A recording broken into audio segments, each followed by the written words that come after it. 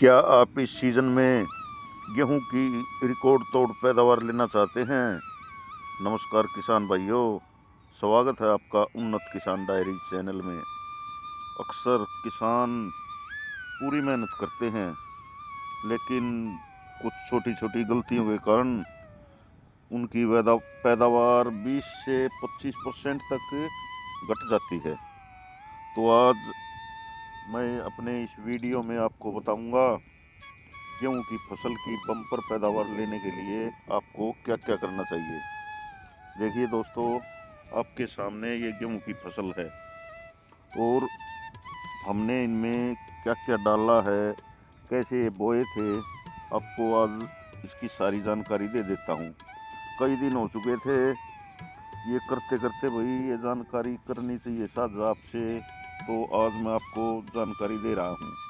साथ में ये देखिए, ये फूलों का खेत है हमारा और इसमें आधे में अभी फूल आने शुरू हुए हैं। खेत में आधे खेत में अच्छी तरह से फूल आए हुए हैं। ये देखिए, ये गेंदे का फूल है और ये अभी अभी लगने शुरू हुए हैं, क्योंकि इसकी थोड़ी सी प्योद थी जो वो ज़्यादा दिन की हो चुकी थी जब हमने लगाया इनको, तो इसी कारण से ये लेट चले हैं, लेकिन अब चल पड़े हैं।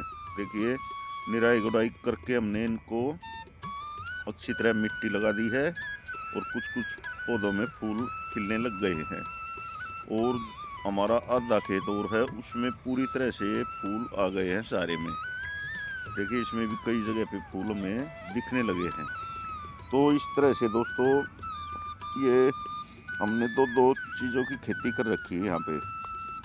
तो एक डोल एक पकड़ा था, इसलिए दोनों साइड में, एक साइड में गेहूं है, एक साइड में फूलों का खेत है, तो सोचा दोनों की जानकारी साझा कर लूँ आपसे, क्योंकि फूलों को देखकर आपका भी मन थोड़ा सा खुश हो जाएगा। हमने इनकी खेती पहली ही बार की है फूलों की। देखिए, वो आगे सफ़ेद सफ़ेद फूल जो चमक रहे हैं वो भी अच्छे हो रहे हैं। तो बात करते हैं दोस्तों गेहूं की।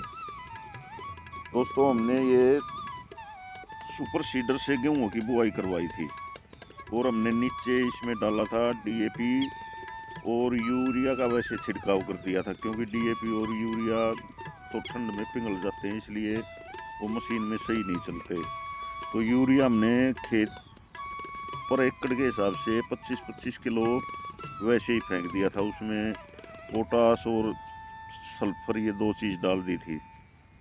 और जो डीएपी है वो हमने एक एक कट्टा डाल दिया था मशीन में। सुपर सीडर में दो जगह पे वो होता है, एक में अनाज और एक में ये खाद डाल दिया जाता है। तो सुपर सीडर से बुआई करवाई थी, क्योंकि इनमें दान थे, तो दानों का जो मशीन से कटे हुए थे, तो उनमें वो कबाड़ सभी खेत में ही था। आग हमने लगाई नहीं उसमें, सुपर सीडर से ही हमने इनकी बुआई करवाई थी। आप देख सकते हो गेहूं का कलर कैसा है। हमने इसमें अब दूसरा पानी दे दिया है और खाद की मैंने बता दी। इनमें सुपर सीडर से बुआते वक्त एक एक कट्टा डीएपी, 25 किलो यूरिया और 5-5 किलो इनमें जैसे वो था सल्फर और पोटास, ये डाल दिया था। तो इस तरह से बुआई करके और फिर जब हमने ये 1 महीने के हो गए, तब इनमें कोरबा दिया था। कोरबे को हमारे यहाँ जो पहला पानी देते हैं वो कोरबा होता है, उसको कोरबा कहा जाता है हमारे यहाँ पे हरियाणा में। तो कोरबे में जो देने से पहले हमने एक एक कट्टा इनमें यूरिया का डाला था। और जो ये होता है जई बलूरी नहीं जम या चौड़ी पत्ती वाला कोई खरपतवार, तो इसमें हमने गेहूं बोते ही उसी दिन खेत में स्प्रे करवा दिया था। आजकल ऐसी दवाई आ रही है जो कि जई बलूरी बिल्कुल जमती ही नहीं। आप देख सकते हो खेत में, मैंने जूम करके भी दिखा दिया है, कहीं पे भी ना तो कोई चौड़ी पत्ती का खरपतवार है, ना ही इनमें कोई जई बलूरी है। तो देख लीजिए दोस्तों, आप इतना फर्क होता है उस दवाई से, क्योंकि जई बलूरी पर जो पहले दवाई आती थी टॉपिक थी और ठीक लीडर इन्होंने तो बिल्कुल काम करना ही छोड़ दिया था। तो इसीलिए अब ये दवाई जो आई है पहले ही स्प्रे कर दो गेहूँ बोते ही तुरंत, तो उसमें हमने स्प्रे कर दिया था। और ये देखिए हमारा ये फूलों का खेत है जो आधा, इसमें पूरी तरह से फूल आ चुके हैं। देखिए इतना फर्क है इसमें। हमने जो ये प्योत थी ये बिल्कुल छोटी छोटी प्योत थी कचिया, ये तुरंत पेड़ चल गए थे। और वे जो गेंदे के थे वे लंबे लंबे पेड़ थे, अधिक दिन की वे प्योद हुई थी तो वे लेट चली थी। तो ये फर्क है, देखिए इनमें फूल आने शुरू हो गए हैं और 2 बार इसमें से हमने तुड़ाई भी कर ली है। तो साथ ही साथ मैं आपको फूलों की भी जानकारी दे रहा हूँ। इसमें फूलों के खेत में पहले धनिया था और इन गेहूं के खेत में थे धान। तो बारिश का टाइम था, हमने धनिया की कटाई होने से पहले ये फूलों के पेड़ लाके नर्सरी से ये लगा दिए थे और फिर निराई गुड़ाई होती रही इनकी। अब हमने इनमें निराई गुड़ाई करवा के और छोड़ रखे हैं ये ऐसे ही, ताकि इनमें आवाज़ अच्छी तरह जाए, नाइट्रोजन ये धरती से ले सकें। और ये देखिए फूल कितना प्यारा है, ऐसे ऐसे फूल लगे हुए हैं और अलग अलग वैरायटी है इनमें। तो साथ ही साथ आपको भी कुछ फूलों के बारे में मालूम हो, जिसने खेती कर रखी हो तो कृपया कमेंट करके बताएं हम इसमें क्या डालें। तो आइए चलते हैं गेहूं की तरफ। आपको एक मशीन की आवाज़ आ रही होगी, यहाँ पर एक कॉलोनी है, इसमें एक बोरंग हो रहा है, उसकी हल्की हल्की आवाज़ आ रही है और माइक में लाया नहीं था। तो दोस्तों देख लीजिए आप, यहाँ इसमें खरपतवार बिल्कुल भी नहीं है। उस स्प्रे का ये फ़ायदा होता है। और उसका स्प्रे का नाम भूल गया मैं, कौन सी है वो। और अगर मान लो जम भी जाता है कहीं कहीं पे हल्का फुल्का ये जई ब्लूरी या और कुछ, तो हम जो जैसे ही पहला पानी देते हैं तो ऑटोमेटिक जो धरती सूखेगी तो वो भी अपने आप ही सूख जाएगा। तो ये उसका फायदा दिखा दवाई का। और गेहूं में देखिए फूट भी अच्छी हो रही है, बढ़िया। और बीज की बात करें तो हमने बिल्कुल नाप के पर एकड़ के हिसाब से 40 किलो बीज डाला है, जो कि पहले हम डालते थे 60 किलो भी डाल देते थे, 55 भी डाल देते थे। लेकिन अब की बार हमने बढ़िया बीज का चुनाव किया और ये फुटाव भी बहुत अच्छा हो रहा है इनमें। तो कोरबे में हमने 1 कट्टा यूरिया का डाल दिया था। अब हमने 2-3 दिन पहले इनमें गेहूं में हमने दिया है दूसरा पानी। धरती बढ़िया, पैर वो त्रेड फट गई थी धरती में, फुटाव भी बढ़िया चल रहे थे गेहूं। तो फिर गेहूं अपने आप ही पानी मांग जाते हैं, क्योंकि जगह जगह पर टाप के पीले पीले दिखाई देने लगते हैं। गेहूं का रंग भी वैसे हो जाता है, तो हमें पता चल जाता है वही हर रोज जो किसान खेत में आता है कि अब ये पानी मांग रहे हैं, अब ये खाद मांग रहे हैं। तो हमने इनमें 1 कट्टा यूरिया का डाल के और ये दूसरा पानी अब दे दिया है। अब इस पानी को आए 2-3 दिन हो चुके हैं और जो यूरिया खाद है वो अपना असर भी दिखा चुका है। तो दोस्तों अगर इनमें और ज़रूरत होगी गेहूं में पानी उसकी खाद की, तो पैर जमेंगे जैसे ही तो एक बार और हल्का फुल्का डाल देंगे। अगर नहीं ज़रूरत महसूस हुई तो फिर रहने देंगे। अब आइए चलते हैं, आपको अपनी अपडेट दे दूँ खेत की।